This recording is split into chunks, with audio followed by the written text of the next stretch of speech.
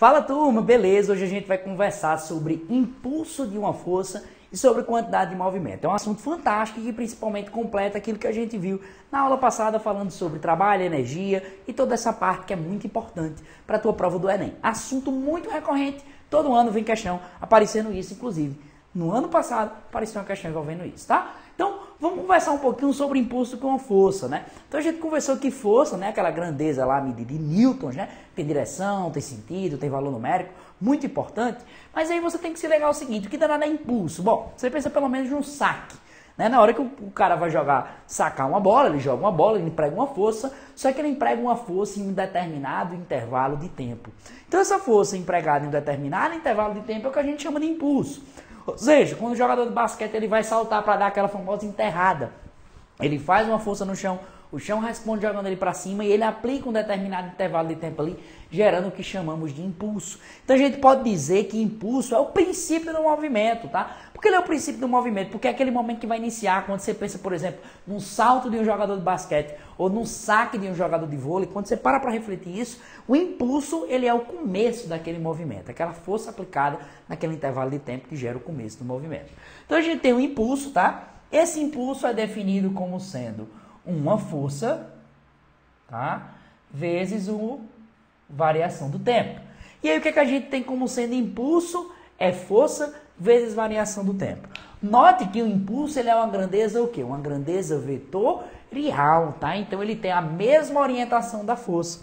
Note que a nossa força ela é medida na grandeza de newtons e que o tempo ela é medido em segundos. Então a unidade de impulso passa a ser newton por segundo. Então quando você vê newton por segundo, significa dizer que a gente está trabalhando com impulso. E isso é muito importante, saber trabalhar com essa relação, tá? E também existe uma outra relação, né? Que é a força em função do tempo. Vamos dizer então que o jogador de basquete, ele aplicou ali, né? Cerca ali de 600 newton, tá? Ele aplicou 600 newton. Então a gente vai botar aqui a força em newton, tá? E o tempo em segundo. Ele aplicou uma força de 600 newton. Em que intervalo de tempo? Vamos dizer que foi um intervalo de tempo de 0,15 segundos. 0,15 segundos. Então, a força, nesse caso, ela é uma força constante. Então, foi de 0 a 0,15 segundos que ele aplicou essa força. Então, ele aplicou essa força aqui. Tá? E como é que eu posso encontrar aí o valor do meu impulso por meio de um gráfico, tá? Necessariamente a força não precisa ser constante não, tá? Nesse caso ela é constante, reta horizontal, se lembra, valor de y constante ao longo do processo. Ela pode ser uma mudança, um triângulo, um trapézio, e aí você vai calcular uma grandeza chamada área. Então quando você calcula a área do gráfico, força vezes tempo, tá? Você está calculando nesse caso aqui, vamos raciocinar rapidinho, base vezes o quê? Vezes altura. Então, quando você faz base vezes altura, se você notar, você está relacionando o tempo com a força, porque o tempo é a base e a força é a altura. Então, no final das contas, eu estou multiplicando força vezes tempo, então eu estou tendo o quê? O impulso. É por conta disso que a gente diz que a área desse gráfico é numericamente igual ao impulso. Por quê? Porque eu estou multiplicando força e tempo.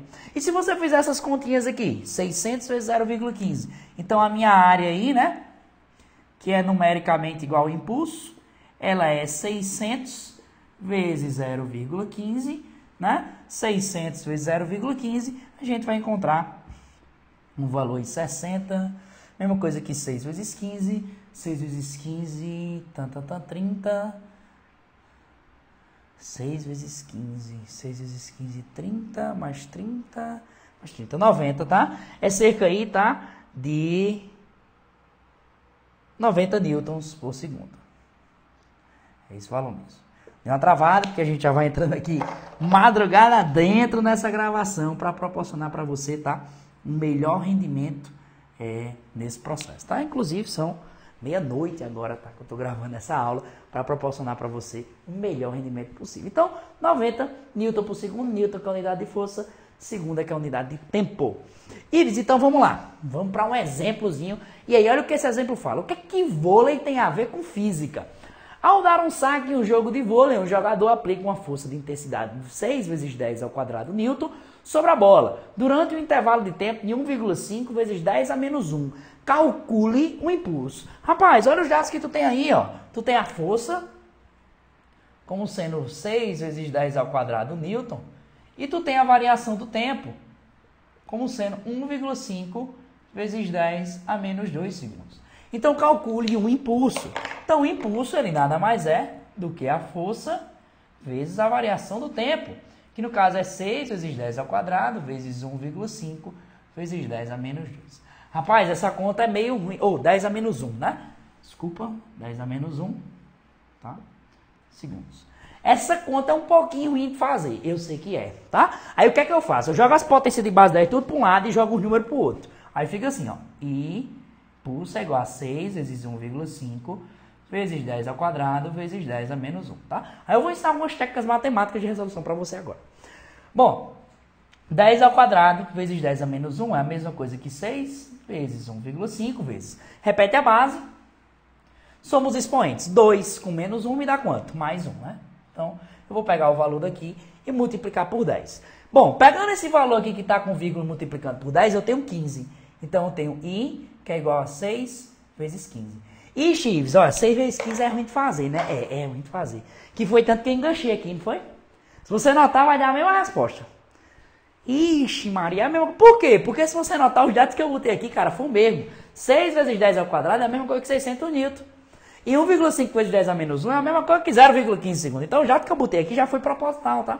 Isso, como é que eu posso fazer 6 vezes 15 bem rápido? Eu uso uma técnica chamada dobrar meial, tá? O professor de matemática me ensinou isso e eu uso isso até hoje, isso funciona muito. O que é que eu faço? Eu dobro o número e faço a metade do outro. Ives, como é que eu faço isso? Ó. Bom, eu vou dobrar 15. Quanto é o dobro de 15? 30. E vou meiar 6. Quanto é que é a metade de 6? 3. E aí eu faço 3 vezes 30, isso aqui me dá quanto? 90. Acabou. Então, ó, eu tenho 90 newton por segundo. Tá vendo? O nome dessa técnica é dobrar meiar. Ou seja, quando eu tiver uma multiplicação, basta simplesmente eu dobrar um dos números e meiar o outro. Porque o que é que significa que eu estou fazendo? Significa que eu estou multiplicando por 2 e dividindo por 2. Se eu boto 2 sobre 2 aqui, qual é a diferença? 2 sobre 2 é igual a 1. 1 vezes 6 vezes a 15 é a mesma coisa. Então, assim, só para você entender de onde é que vem essa técnica, tá? Dobrar meiar, eu fiz isso aqui, ó. 2 sobre 2. 2 sobre 2, 2 cancela com 2, né? É assim que você aprendeu? Então, o que é que eu fiz? Multipliquei 15 por 2 e dividi 6 por 2. Multiplicando 15 por 2, 30. Dividindo 6 por 2, 3. 3 vezes 30, 90 newtons por segundo. E aí você pode notar que esse resultado aqui é igual a esse resultado. Por quê? Porque esses valores aqui, ó, eu botei propositalmente. Então, esse aqui é o gráfico, tá? Do nosso diagrama, do nosso impulso. Tá? Tudo bem? Beleza, show de bola. Então, assim, a gente faz técnicas muito rápidas, tá? Sempre gosto de mostrar uma técnicazinha de matemática para você, para ajudar você a resolver esse problema. É muito legal mesmo você saber disso aqui, tá bom? Nesse tópico aqui, a gente vai trocar um pouquinho a ideia sobre teorema do impulso. Ives, o que danado é esse teorema do impulso? Então, vamos lá. Para a gente poder falar do teorema do impulso, eu vou falar de uma nova grandeza. O nome dessa nova grandeza, ela se chama de quantidade, tá? Quantidade de movimento. Ives, o que danado é essa quantidade de movimento, tá? Bom, essa quantidade de movimento, ela é para representar o quanto um corpo ele consegue se mover. Isso é bem interessante. Saber quanto o corpo consegue se mover é a característica que nós sabemos de quantidade de movimento. Então, como é definida essa quantidade de movimento? Bom, essa quantidade de movimento, se é um corpo, esse corpo obrigatoriamente ele tem que ter o quê? Massa, né? E aí qual é a outra relação? Bom, se ele está em movimento, ele tem o quê? Velocidade. Acabou. Então, a quantidade de movimento nada mais é do que a massa vezes a velocidade. E a massa ela é dada em quê? Em quilograma. E velocidade é dada em quê? Em metro por segundo. Então, qual é o valor da unidade de quantidade de movimento? Quilograma, metro por segundo. Olha como é bem intuitivo, né? Bom, então aqui eu tenho uma condição inicial, onde aí minha bolinha ela está trafegando aí, tá? Com a velocidade inicial. E agora aqui ela já aumentou essa velocidade. Agora ela está aqui com a velocidade final, tá? Então, quais são as quantidades de movimento? Bom, essa daqui é a quantidade de movimento inicial, que a gente vai ser calculada pela massa vezes a velocidade inicial, tá? E aqui é a quantidade de movimento final, que no caso vai ser a massa vezes a velocidade final. Qual é a filosofia que eu quero que você entenda agora, tá? Vamos pensar que a velocidade inicial era zero. Quanto era a quantidade de movimento inicial? Zero. Depois essa bolinha ganhou velocidade. Então, se ela ganhou velocidade, ela variou velocidade. Se ela varia velocidade, é porque existiu a atuação de quem? De uma força. Para refletir. Lembra lá do saco de vôlei? No momento que eu vou sacar a bola, velocidade 0. Pá! Bati na bola. Na hora que eu bati a bola, ei, a bola foi. Na hora que a bola foi, aconteceu o quê? Bom, aconteceu a eventualidade da velocidade mudar. Então, ali eu apliquei o quê? Uma força no intervalo de tempo, que foi o quê? Um impulso. Cara, então será que para eu variar isso daqui, não é preciso eu aplicar um impulso, não? Então, olha a pergunta que eu levo para vocês agora. Para eu variar a minha quantidade de movimento, será que eu preciso de um impulso? Vamos deixar essa pergunta no ar e vamos puxar agora a matemática da coisa. Ixi, isso vai puxar a matemática da coisa, é. Porque uma coisa é pensar e outra coisa é provar que aquilo é verdade. Então, vamos lá, o que é impulso? Então, o impulso, né? Ele é definido como sendo a força vezes a variação do tempo. E aí, se você lembrar rapidinho, a gente tratou de uma segunda lei de Newton recentemente, né? Uma tal de segunda lei de Newton. Que nessa segunda lei de Newton, a gente falava que a força, né, no caso resultante, era a massa vezes a aceleração, que não deixa de ser a força F. Então, eu posso dizer, então, que o impulso é igual a massa vezes a aceleração vezes variação do tempo. Então, impulso é igual, vamos lá, massa vezes aceleração, vezes variação do tempo. Só que aí você também deve lembrar que a aceleração, vixe, lá de cinemática, lá de cinemática, ela mede a variação de velocidade sobre o tempo, tá? E aí o que é que eu quero que você se ligue? Vamos lá. Então, impulso é a massa, vezes, quanto é que é a aceleração? Variação de velocidade sobre variação do tempo, vezes o tempo. Eita, Ives, ó, variação do tempo vai embora com variação do tempo, né? É impulso é igual a massa vezes variação de velocidade. Então, massa vezes o quê? Velocidade final menos velocidade inicial. Ei, faça o famoso chuveirinho aqui, ó. Como é que fica isso aqui, ó? Impulso é igual a massa vezes velocidade final menos massa vezes velocidade inicial. Rapaz, quem é massa e velocidade? Vamos lá, ó. Massa e velocidade final é quantidade de movimento final. Massa vezes velocidade inicial é igual a quantidade de movimento inicial. Então, no final das contas, eu tenho quantidade de movimento final menos quantidade de movimento inicial. E o final menos o inicial, o quê? A variação. Qual é a conclusão que eu chego? Que o impulso... Eita, dúvida da gota. Escreve em cima, escreve embaixo, escreve aqui. Impulso é a variação da quantidade de movimento. E aí você deve se lembrar de uma questão do Enem 2019, que falava do danado do tijolo, que caía na cabeça de um menino. E aí você vai dizer, esse negócio aqui nunca vai cair, não, porque tem a direção de forma. Achei isso. Aí ano passado caiu uma questãozinha do tijolo, que perguntava justamente quanto era a velocidade final do tijolo na cabeça do menino. E ele te dava força, ele te dava tempo. Era só aplicar o quê? O teorema do impulso. Ele dizia que o corpo partia do repouso, então isso aqui era 0. Ele te dava a massa e ele te dava o impulso. Adivinha? Tu descobria que era a velocidade. Era só pegar o valor do impulso e dividir pela massa. Era só isso. Mas não cai, não. Cai sim. E o Enem do ano passado veio para provar isso aqui pra gente, tá? Então, no próximo bloco a gente vai ver um pouquinho sobre colisões e choques. Se liga só que agora a gente vai falar dos choques ou colisões, tá? Perfeitamente elástico e perfeitamente inelástico, tá? Que são os dois bem mais cobrados aí na prova do Enem. Existem outras colisões, mas aí você só vai estudar se você quiser ou ser policial rodoviário federal ou se você quiser ser perito criminal. Você vai ter que saber isso aí bem direitinho, tá? Mas a gente vai ver aqui o básico. Ives, o que é o básico aqui? Bom, vamos pro primeiro tipo de colisão, que danado é colisão, pá, bater, colisão, pronto. Que danado é um choque perfeitamente elástico. Você fala a palavra elástico, você pensa em algo flexível, a primeira coisa que você deve pensar, né? Então, ó, a gente tem aqui uma situação, né, onde o corpo A está com a velocidade inicial, o corpo B está sem velocidade nenhuma. Em todos os casos, vai ocorrer a conservação da quantidade de movimento. Ou seja, a quantidade de movimento inicial vai ser igual à quantidade de movimento final do sistema. Em qualquer caso que você trabalhar, vai acontecer. A energia não, que é isso que a gente vai analisar, tá? Então, o que é que vai acontecer? Ó, a gente tem um corpo A, que ele tem uma massa A, velocidade 0. Velocidade V0. Enquanto o corpo B aqui, ele tem uma velocidade inicial 0. Então, se ele tem velocidade inicial 0, a quantidade de movimento de B também é quanto? 0. Então, a gente pode chegar à conclusão que a quantidade de movimento inicial nesse processo é a massa de ar vezes a velocidade inicial, tá? E aí, depois que acontece a colisão, o que é esse perfeitamente elástico? Eles colidem e sofrem como se fosse um efeito elástico mesmo, continuam seus movimentos, né? Da mesma forma. Então, ó, esse cara aqui, ele continua, que é o corpo A, tá? E esse cara aqui, que é o corpo B, agora ele ganha uma velocidade. Aí a gente tem a velocidade de A e a gente tem a velocidade de B, né? E aí, nessa situação, a quantidade de movimento final, ela fica sendo a quantidade de movimento de A mais a quantidade de movimento de B.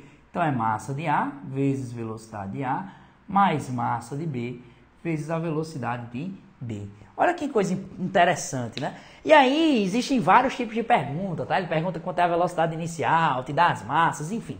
Várias relações igualando essas equações. Mas você sabendo o que é quantidade de movimento, você desenrola isso aqui fácil. O que eu quero trazer de informação importante para você é justamente sobre a energia, tá? O que é que vai acontecer nesse momento da colisão? No começo do processo, a energia total, ou a energia cinética, que é a energia do movimento, ela está concentrada 100% em A. Como ela está concentrada 100% em A, após a colisão, essa energia ela é distribuída para A e para B. Olha que coisa interessante. Então, ela é distribuída para A e para B. Ives, quer dizer então que acontece o quê? Acontece a situação que a energia de antes, nessa situação aqui, tá? A energia de antes, ela é igual à energia de depois. E quando eu falo antes e depois, é antes da colisão e depois da colisão. Então, a gente tem um processo onde há conservação da energia. Ives, o que significa dizer conservação da energia? Significa dizer que a energia é transformada. Ela não é destruída nem dissipada de forma nenhuma. Então, essa energia inicial que está toda concentrada em A, ela é distribuída para A e para B. Qual é o outro tipo de colisão que pode existir? Aí pode existir a colisão chamada de perfeitamente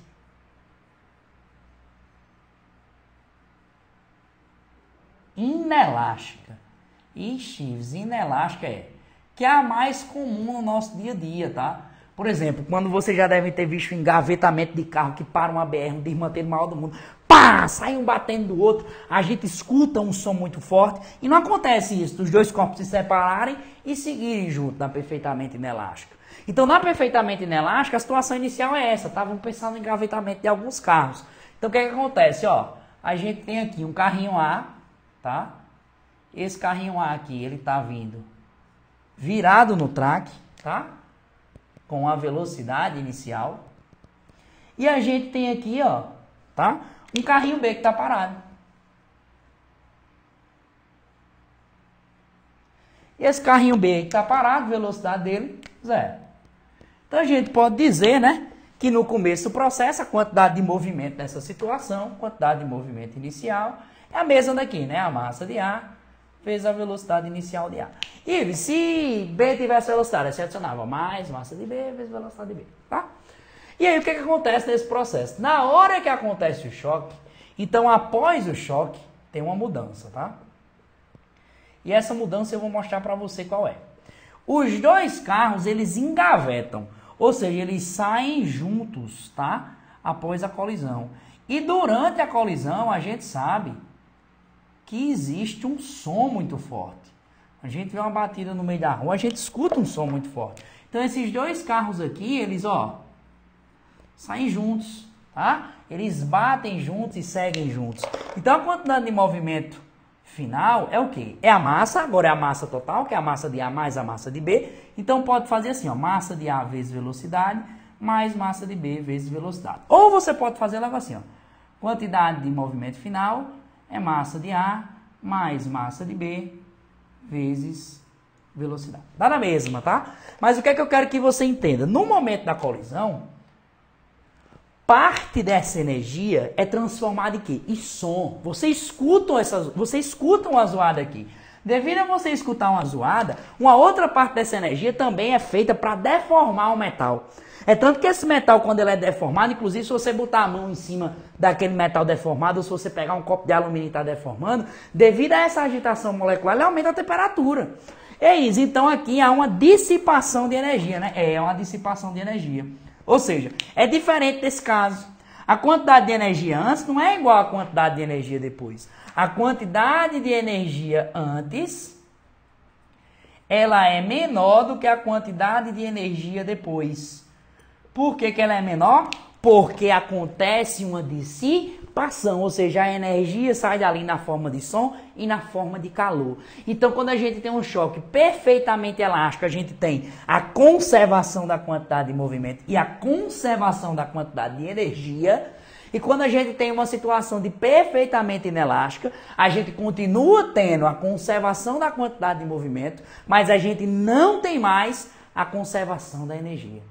Tá? Então esse sistema aqui ele não é conservativo, enquanto o primeiro sistema ele é conservativo. E aí eu chego na ideia de sistema. O que é sistema? É o que a gente está analisando. O que é conservativo é conservar e manter. Nesse caso aqui a gente mantém. Se aqui tiver 10 joules, continua com 10 joules. Aqui se eu tinha 10 joules, eu baixei para 8 joules, por exemplo, para 2 joules, para 1 joule.